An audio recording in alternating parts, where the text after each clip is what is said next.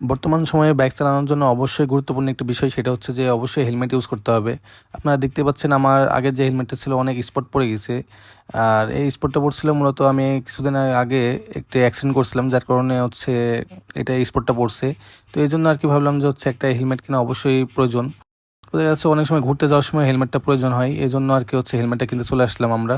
শুধুমাত্র ঘুরতে যাওয়া বলেই যে হেলমেটটা কিনছে এমন না, কারণ বাইক অ্যাক্সিডেন্ট করার ক্ষেত্রে কিন্তু অনেক ক্ষেত্রে দেখা যায় যে সর্বপ্রথম মাথাতে বা হাতে আঘাত লাগে।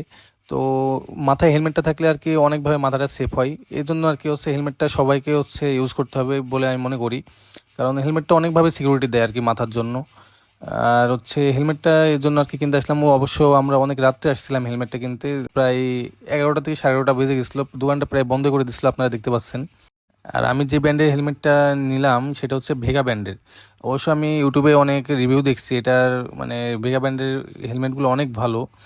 আর এটা হচ্ছে বর্তমানে অনেক চলছে মার্কেটে, এজন্য আর কি আমি ভেগা ব্র্যান্ডের হচ্ছে হেলমেটটা নিলাম। আমার মনে হয় যে অন্য অন্য কোম্পানির তুলনায় ভেগা ব্র্যান্ডের দাম হিসেবে হেলমেটগুলো অনেক ভালো। আপনার ইচ্ছা করলে ভেগা ব্র্যান্ডের হচ্ছে হেলমেটগুলো নিতে পারেন। আমি যেহেতু ব্লগের জন্য হেলমেটটা নিয়েছি, তো হেলমেটের সাথে ক্যামেরা সেটআপ, মানে ফোনের যে ক্যামেরা সেটআপটা হয় সেই সেটআপটা নিয়ে নিলাম। এটাও মোটামুটি ভালোই হচ্ছে কোয়ালিটির মধ্যে। তো আমাদের এখন হেলমেট নেওয়া শেষ, এবং আমার ফ্রেন্ড সাথে গিয়েছিল, তাকে নামাই দিলাম তার বাসার সামনে।